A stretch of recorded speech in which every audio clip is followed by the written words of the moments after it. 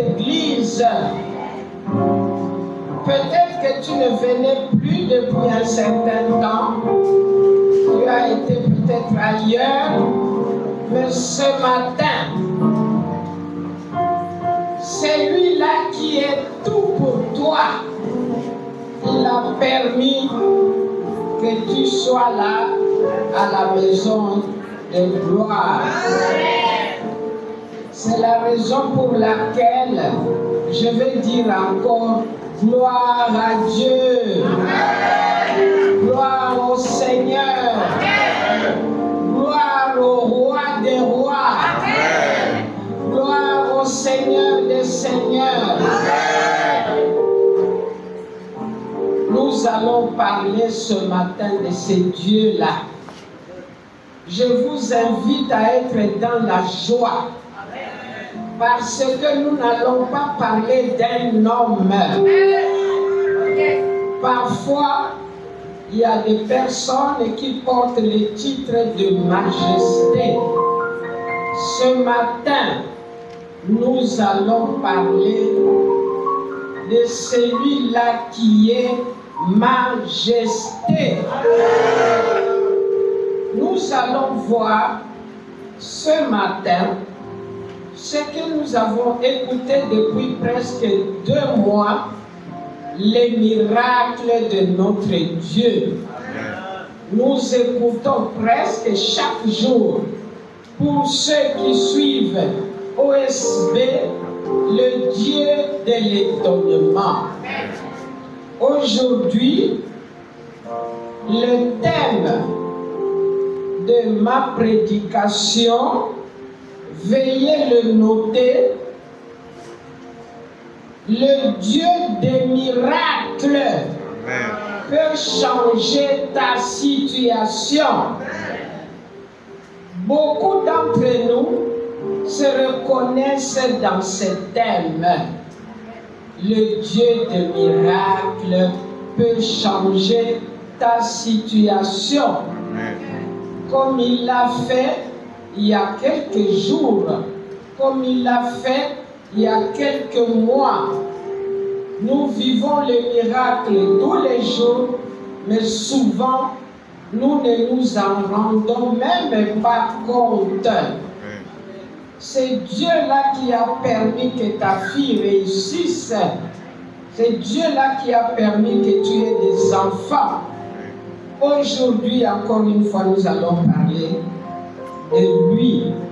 Nous allons prendre la parole de Dieu dans 2 Jean, dans Jean 2, chapitre 2, versets 1 à 12. Je lis la parole de Dieu. 3 jours après, il y eut des noces à Cana en Galilée. La mère de Jésus était là. Et Jésus fut aussi invité aux noces avec ses disciples. Le vin ayant manqué, la mère de Jésus lui dit: ils n'ont plus de vin. Jésus lui répondit, femme, qu'y a-t-il entre toi et moi? Mon heure n'est pas encore venue. Sa mère dit au serviteur: faites ce qu'il vous dira. Or, il y avait là 6 vases de pierre destinés aux purifications des Juifs et contenant chacun 2 ou 3 mesures. Jésus leur dit: remplissez d'eau ces vases, et ils les remplirent jusqu'au bord. Puisez maintenant, leur dit-il, et portez-en à l'ordonnateur du repas. Et ils emportèrent.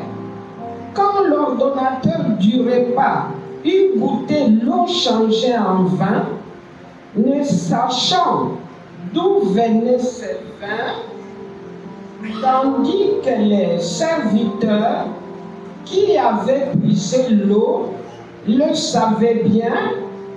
Il appela l'époux et lui dit: tout homme sert d'abord le bon vin, puis le moins bon après qu'on s'est enivré. Toi, tu as gardé le bon vin jusqu'à présent.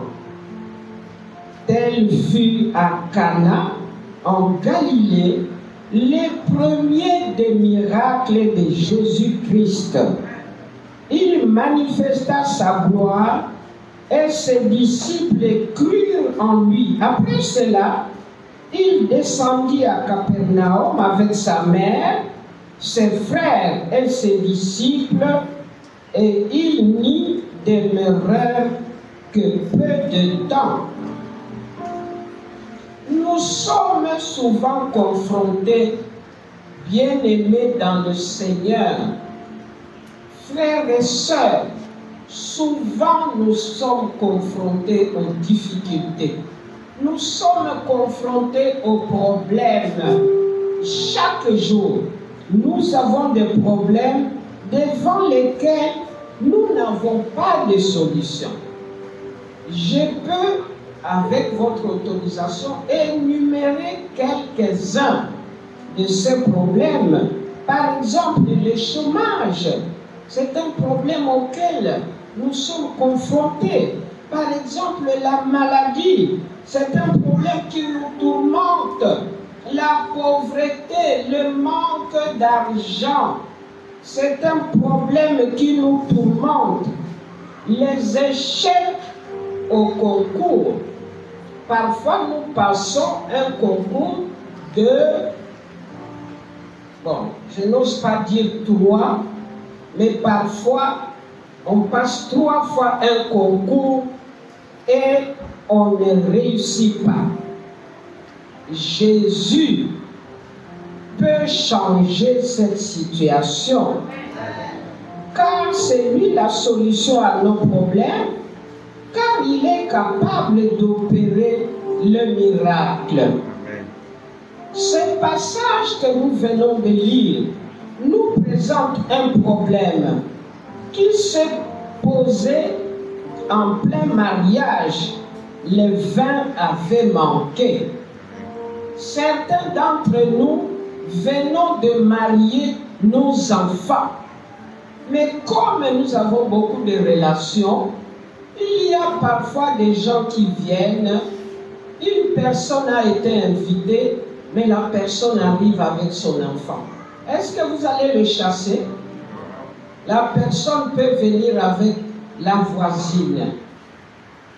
C'est ça le problème auquel nous sommes confrontés ici. Et lorsqu'il y a un dépassement d'invités, le vin peut manquer. C'est la situation à ce mariage. Jésus est invité à un mariage. Vous vous imaginez de quel mariage s'agit-il? C'est un grand mariage, un beau mariage, un magnifique mariage. Et c'est comme ça qu'il y a du monde et le vin manque. Mais Jésus a changé l'eau en vin pour réjouir ceux qui sont venus au mariage. Comme le Seigneur des Seigneurs est là, le Roi des Rois est là. Dans ce grand mariage, il n'y a pas de vin. Le Fils de l'homme se lèvera et va changer l'eau en vin. Cela doit nous ramener aux situations que nous vivons. Lorsque ton fils fait un examen, il n'a pas réussi une première, une deuxième fois, et que vous invitez Jésus, nous allons voir maintenant comment ça s'est passé. C'est un magnifique miracle, il faut bien l'écouter parce que cela peut arriver au mariage de ton enfant. Donc il faut écouter, ou à ton propre mariage, pourquoi pas. Un mariage où il y aura les pasteurs Dieudonné Ngumbi, ainsi que les éminentes personnalités de cette église. Donc il y aura du monde et le vin peut manquer. Même s'il ne s'agit pas d'un mariage, il s'agit d'une autre situation où tu dois déménager, mais tu n'as pas d'argent. Nous allons voir, bien-aimés dans le Seigneur, 3 éléments importants qui permettent l'activation du miracle. Le miracle n'est pas la pluie qui tombe. Que toi tu es là, tu ne bouges pas, tu regardes seulement, oui, il n'y a pas de vin. Mais comment on va faire? Il n'y a pas de vin. Bon, c'est toujours comme ça. Quand c'est le mariage des amis, hein, la fête se passe bien. Mais qu'est-ce qui se passe? Il faut bien écouter ce que tu dois faire. Dans n'importe quelle situation, nous devons, premièrement, nous devons inviter Jésus dans tout ce que nous faisons. Il est bien dit dans tout ce que nous faisons. Il ne s'agit pas seulement du mariage, mon frère, ma soeur, mon bien-aimé dans le Seigneur. Il s'agit de toutes les situations. Il faut inviter aussi Jésus. N'ayez crainte en nous disant, est-ce que Jésus va venir? À ces noces de Cana, Jésus a été invité, il est venu avec ses disciples. Donc, si nous voulons connaître l'activation du miracle, si nous voulons vivre le miracle, nous devons inviter Jésus dans tout ce que nous faisons. Amen. Il y avait plusieurs personnes qui furent invitées, mais le texte précise au verset 2, et Jésus fut aussi invité avec les disciples. Ils sont tous à la fête. Nous pouvons inviter Jésus de 2 manières. Comment pouvons-nous inviter Jésus? D'habitude, nous réalisons de belles invitations que nous envoyons lorsqu'il s'agit d'un mariage. Mais si nous voulons inviter Jésus, nous allons le faire de 2 manières. La première manière, en lui ouvrant notre cœur et en le recevant comme notre Seigneur et Sauveur. C'est la première façon pour nous d'inviter Jésus. C'est de lui ouvrir notre cœur et de le recevoir comme notre Seigneur et Sauveur. Et cela doit se faire bien avant. Ce n'est pas seulement le jour du mariage ou le jour où nous avons besoin de lui. Nous allons lire la parole de Dieu dans Apocalypse 3, le verset 20. Voilà ce que Jésus dit. Voici, je me tiens à la porte et je frappe. Si quelqu'un entend ma voix et ouvre la porte, j'entrerai chez lui, je souperai avec lui et lui avec moi. Voilà la situation de Jésus. Il est là, devant toi, devant la porte de ton cœur. Et il frappe. Et il dit, si quelqu'un entend ma voix et ouvre la porte, j'entrerai chez lui. Il va même manger avec toi. Il va manger chez toi. Quel que soit ce que tu vas préparer, nous les mamans, nous faisons toujours des bonnes sauces. Je ne vais pas citer la sauce que tu vas préparer pour papa aujourd'hui. Peut-être sauce graine, ou peut-être du poisson brisé. Je vois des papas qui regardent les mamans. C'est une surprise, n'est-ce pas, les mamans? Je n'entends pas d'amen, il n'y a pas de maman. Ah, il n'y a pas de maman dans cette église, mais les mamans sont là et puis je les connais. Je les connais toutes. Donc voilà comment nous pouvons inviter Jésus dans notre vie. Premièrement, en ouvrant notre cœur. Deuxièmement, en lui donnant la première place et en lui confiant tout ce que nous faisons. Lui confier tout, nos activités, notre travail, la célébration de nos fêtes, nos projets. Mais souvent nous oublions. Souvent nous oublions. Je vois mon ami qui a acheté une belle voiture Yango. Moi aussi je dis oui, comme ma voisine a une voiture Yango, moi aussi je vais acheter une voiture Yango. Non, ça ne va pas se passer comme ça. Il faut d'abord confier la première place à Jésus et lui confier cette activité-là que tu veux organiser. Il faut d'abord confier ça au Seigneur et tu seras sûr que ça va réussir. Est-ce que nous invitons Jésus dans tout ce que nous faisons? Est-ce que nous l'invitons? D'habitude, nous invitons qui? Les relations, n'est-ce pas? Nous invitons les relations. Je connais un frère qui occupe un poste de responsabilité. C'est lui que je vais inviter en lui demandant, par exemple, pour le cas d'espèce, est-ce que tu ne connais pas un chauffeur qui peut faire de Yango pour moi? Où est Jésus là-dedans? Il n'y a pas Jésus. Tu t'es référé à un être humain. Il va te donner le jeune frère de son chauffeur. Et puis, quand tu auras le Yango, aujourd'hui il a mal au pied, demain il a mal à la hanche, après demain il y a eu la pluie, et puis après il est parti au village, et tu vas commencer à pleurer. Deuxième chose, nous devons présenter nos problèmes à Jésus. La première était, nous devons inviter Jésus dans tout ce que nous faisons. La deuxième, nous devons présenter nos problèmes à Jésus. Dans ce passage, c'est Marie qui a présenté ses besoins à Jésus. Elle est pour nous un modèle d'intercesseuse attentive aux besoins des autres.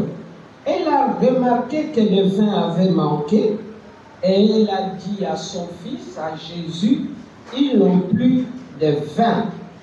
Nous pouvons lire encore d'autres passages bibliques. Nous allons aller dans Matthieu. Nous allons regarder dans Matthieu.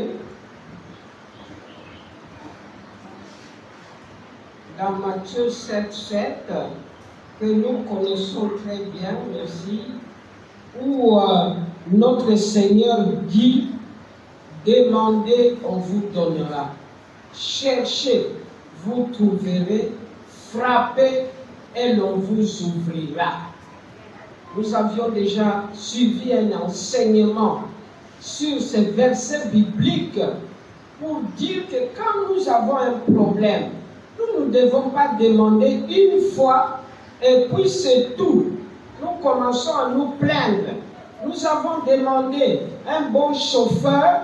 Nous avons déjà oublié. Maintenant, nous sommes en train de demander l'argent pour payer le loyer. Tu as déjà oublié alors que tu n'as pas encore la réponse de Jésus.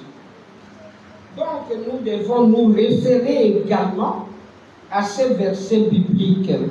Aussi, dans Philippiens, chapitre 4, versets 6 à 7, je lis la parole de Dieu. Réjouissez-vous toujours dans le Seigneur. Je le répète, réjouissez-vous. Que votre douceur soit connue de tous les hommes. le Seigneur est proche. Ne vous inquiétez de rien. Ne vous inquiétez de rien. Mais en toutes choses, faites connaître vos besoins à Dieu par des prières et des supplications avec des actions de grâce. Amen. Je croyais que vous alliez applaudir. Ne vous inquiétez de rien, mes chers amis, c'est magnifique. Mais quelle grâce avons-nous d'être dans cette situation, de ne pas nous inquiéter. Tout simplement de présenter nos besoins à Dieu par des prières.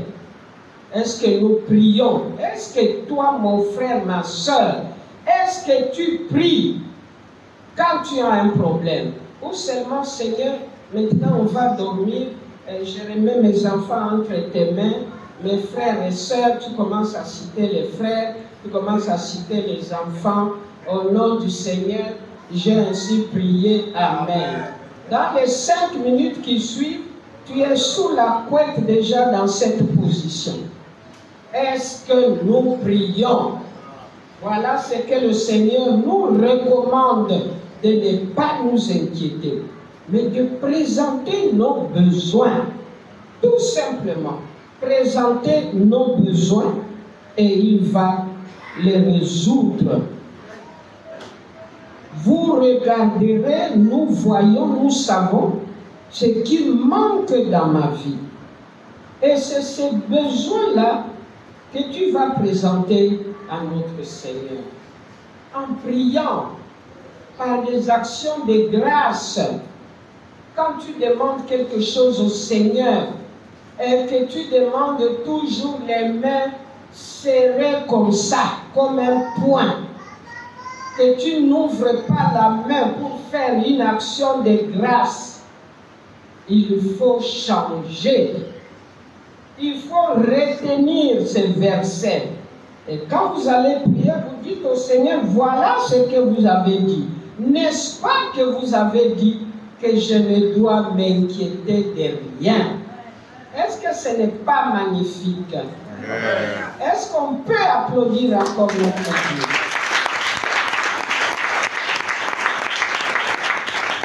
Aussi, bien-aimés dans le Seigneur, nous devons attendre le temps de Dieu.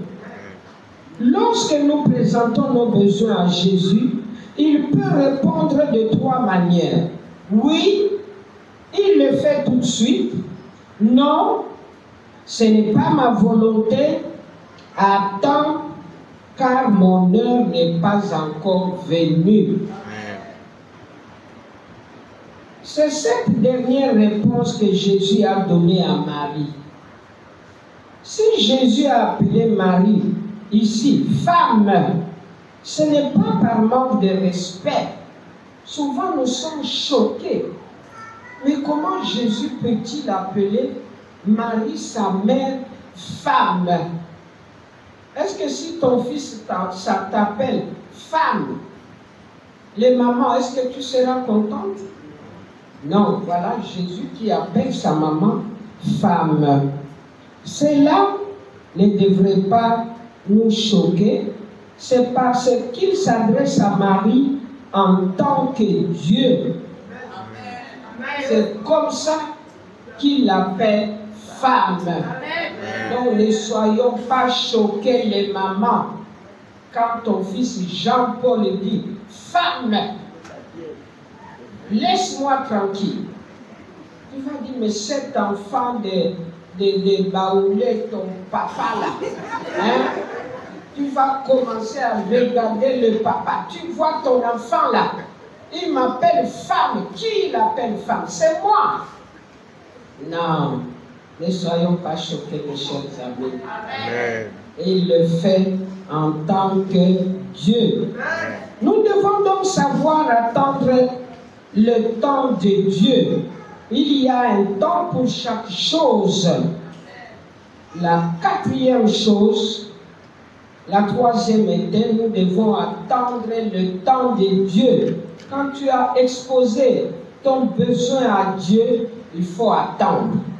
Il répond. Soit il donne tout de suite, soit il dit c'est pas ma volonté, il ne fait pas. Soit il va te dire attends, car mon heure n'est pas encore venue. La quatrième et la dernière chose, nous devons obéir à Jésus en faisant ce qu'il nous demande de faire. Marie avait dit, faites ce qu'il vous dira. Ceci veut dire, Marie voulait dire, obéissez à Jésus. Faites ce qu'il vous dira de faire. Marie n'a pas dit, fais ce que toi tu veux. Il a dit, fais ce que Jésus va te dire de faire. Jésus peut utiliser un ami. Jésus peut utiliser ta voisine. Jésus peut utiliser n'importe qui. Il peut même te parler à toi directement. Mais comme souvent nous sommes distraits, même quand Jésus nous parle, on n'est pas là-bas. On n'est plus là-bas, on est encore à autre chose. Donc nous devons obéir à Jésus en faisant ce qu'il nous demande de faire. Comme Marie avait dit, faites ce qu'il vous dira. Cela veut dire obéissez à Jésus. C'est notre obéissance qui active le miracle divin dans notre vie. C'est quand nous obéissons à notre Dieu. Souvent, ça peut être ta maman qui te parle. Papa, ça ne va pas à la maison avec la maman. Va d'abord demander pardon à Dieu. Après, tu vas voir, il va donner des ordres à la bénédiction qui va venir régler ton problème. Amen. Mais nous réagissons comme ça. Ah, toi aussi la vieille, tu me déranges. Nous n'écoutons pas. Et c'est comme ça que tu peux avoir présenté ton besoin, mais il te reste encore dans les bras, sans solution. Et souvent, nous préférons aller voir le préfet. Ah oui, nous avons un préfet dans la salle. Ah oui, monsieur le préfet, moi, mon enfant, ceci et cela. Mais la maman qui est là à côté de toi, la servante du Seigneur te dit, papa, attendons d'abord, prions. Quand tu reviendras du travail, on va prier. Parfois, les mamans disent, on va faire un jeûne, papa. Est-ce qu'on peut faire un jeûne pour le problème pour lequel tu veux qu'on aille voir l'autorité? D'habitude, nous n'écoutons pas. On n'écoute pas. Ah, les jeunes là, vous aussi, vous exagérez, vous les mamans. Hein? Vous exagérez avec votre jeune là. Moi, hier, je n'avais pas bien mangé, laisse-moi tranquille. Tu préfères encore la tchéké, tu préfères encore sauce graine. Tu refuses de jeûner. Alors que c'est là-bas qu'il y a la solution. Et le diable,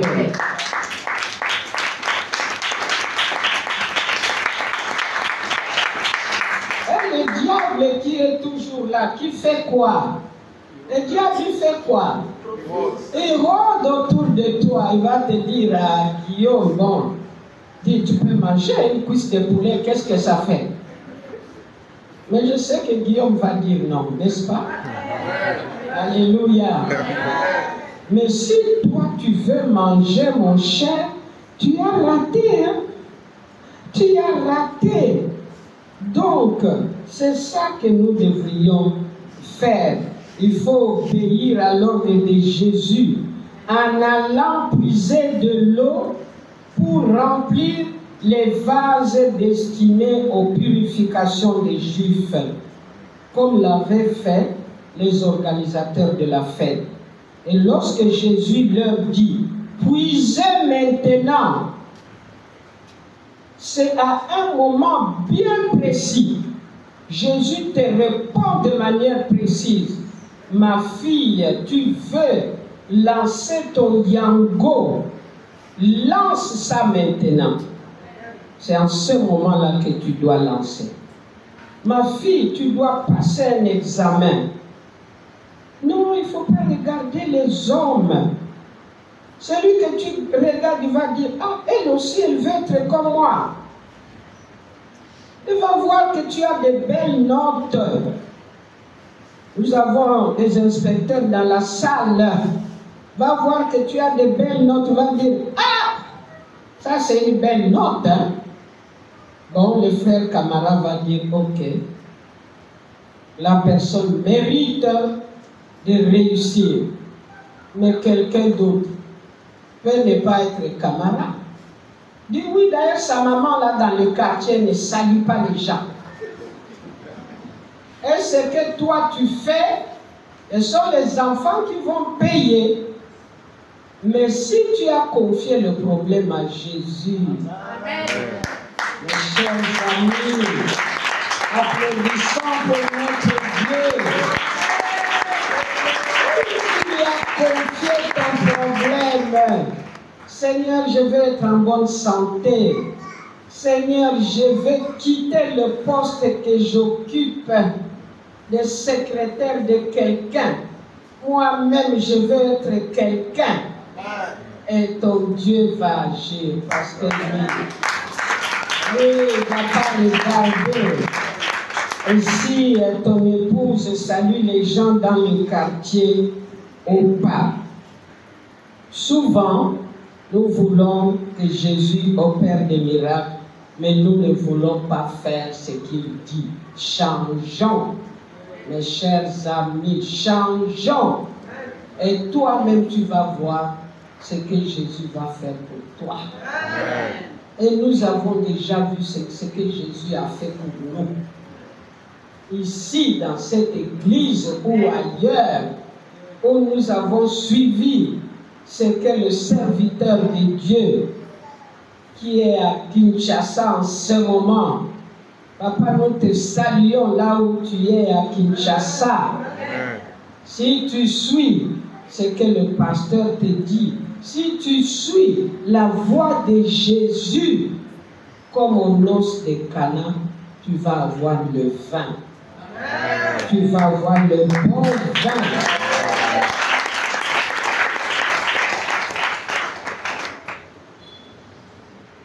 Très souvent, je l'avais déjà dit, nous voulons que Jésus opère des miracles, mais nous n'écoutons pas. Pour ne pas être très long, je vous invite à aller lire à la maison dans Luc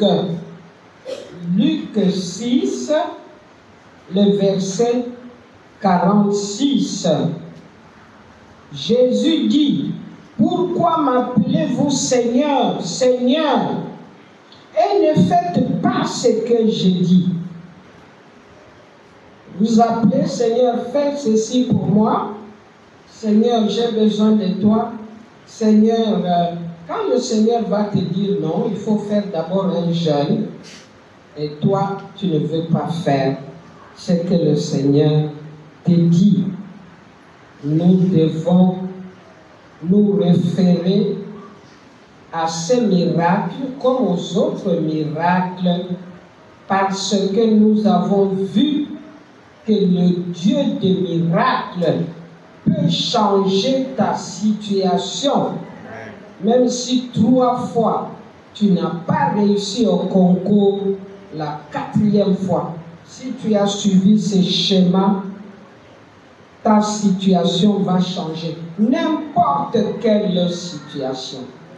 Le groupe musical a chanté tout à l'heure que Dieu, tu peux tout. Jésus, tu peux tout pour moi. Parce que rien n'était impossible. De ce que nous chantons, nous allons maintenant le mettre en pratique.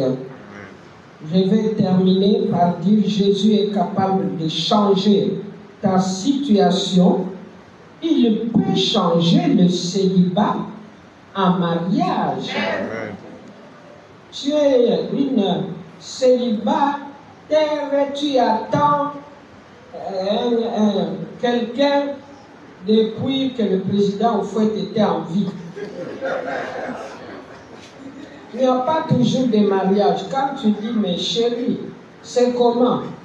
Ah, à cause de la guerre en Ukraine, hein, aujourd'hui les céréales ne viennent plus en Côte d'Ivoire. Ah oui, comme à Gaza, on tue beaucoup les gens. Ma chérie, attends un peu. Si tu confies ça à Jésus, il n'y aura plus ni Ukraine, ni Gaza. Tu vas te marier. Je salue les frères et sœurs qui vont bientôt se marier. Parce que nous avons vu d'où ils viennent. Et nous sommes dans la joie. Nous attendons dans la joie ces mariages qui vont être célébrés dans notre église pour changer la pauvreté en richesse. Tu n'avais pas de voiture, tu peux avoir une voiture. Tu n'avais pas de maison, Jésus peut te donner une maison.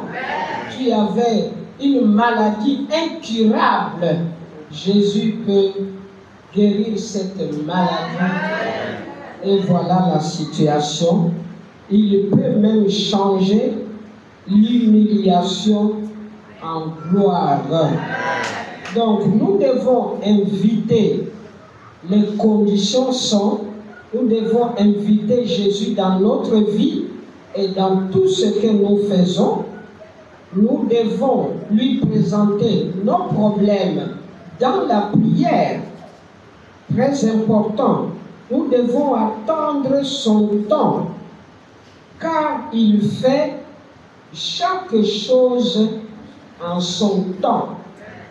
Vous devez obéir à sa parole en faisant ce qu'il vous demande, et non pas en faisant ce que toi, tu as envie de faire.